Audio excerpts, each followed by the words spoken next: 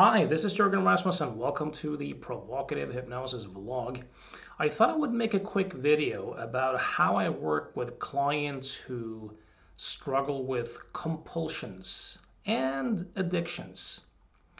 So I just got off Skype with a client in Australia who used to have a very severe shopping compulsion. She would feel compulsed to shop and then go out and spend a lot of money on goods, luxury goods that she didn't really need. And she's a bright, educated woman.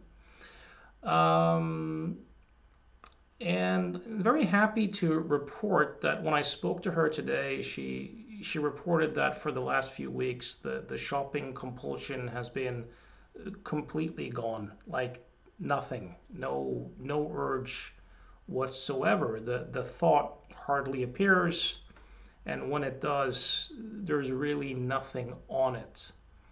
Now, the way I usually work with people who struggle with compulsions is that I operate from the frame that the compulsion is an attempted solution.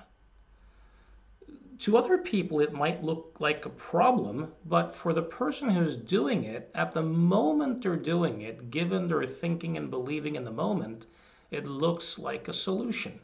So whether that's over drinking, using drugs, shopping, too much porn, overworking, overthinking, any compulsive behavior, at the moment of engaging in it, it looks like the way home. It looks like the way towards peace of mind and happiness.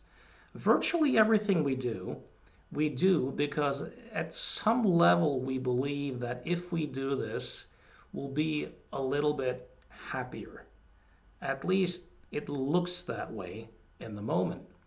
Now, what happens, of course, is that when we engage in the behavior, or we get the drink, or we buy something, or whatever, momentarily the seeking and resisting activity of the mind kind of undoes itself, and our innate kind of presence of happiness and peace of mind shines through.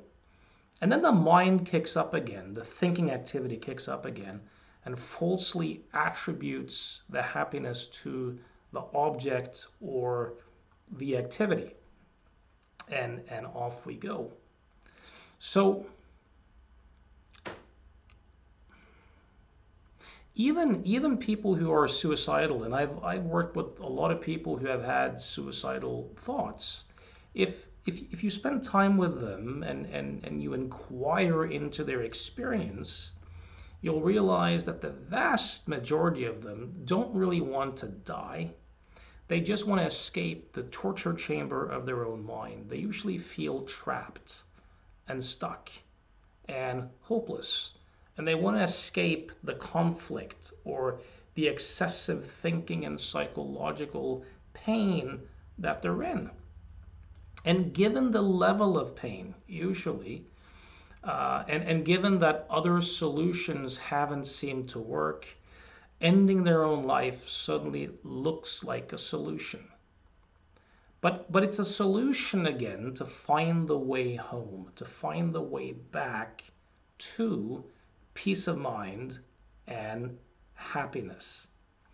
Now, what meditation practice ultimately revolves around is to help people to discover that the happiness and the peace that they're looking for in the substance or the relationship or the activity is their nature.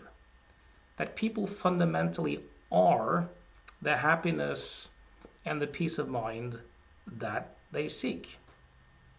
So my preferred orientation is to help guide people through various explorations where they can discover that the happiness and peace of mind that they're looking for in the activity or in the substance is actually the very fabric of what and who they are. and to rest as that. It's very different to live a life where you try to do certain things in an attempt to be enough or to be happy versus from your nature expressing yourself happily through certain activities or through certain relationships. So that is my preferred orientation. Very often too, if people aren't quite open to that kind of meditative self-inquiry type way of doing things, um, I might just focus on the relationship to their thoughts and feelings, because the overthinking, the addictions, the compulsions, it's very often a way to escape, inner pain, to ways of trying to come home, to not feel certain emotions, or to kind of taper down the thinking activity of the mind. So to learn to have a different relationship to your thoughts and feelings, not so much trying to change your thoughts and feelings, but fundamentally altering your relationship to your thoughts and feelings, can then make it so that you have an internal way of relating to your experience where it's no longer as painful, where doing the drinking or doing the shopping no longer seems to be the best temporary solutions. And of course, sometimes there are kind of more behavioral, task-oriented interventions as well to build certain skills and to establish new habits. But it's very possible to change compulsions and to change addictive behaviors. They're not set in stone. They are very possible to change. And you fundamentally are the peace and the happiness that you mistakenly seek in the activity or in the substance or in the object. So if this appeals to you and you'd like to do some work, know that I see clients from all over the world on Skype every day. For example, today, as I'm recording this, I'm seeing a client from Australia, one from the UK, and one from the United States. That's a typical day for me. You can reach me at provocativehypnosis.com. I'm also available for mentoring. I'm also doing a seminar on how to work with chronic pain, where I also go into quite a bit of this stuff about compulsions and addictions. It's hosted by Howard Cooper and Rapid Change Works. It's going to be live in London, July 2nd and 3rd. So if you're curious about that, go to rapidchange.works and get in touch with Howard, and you'll get the details. So once again, thanks for listening. Hope this was useful.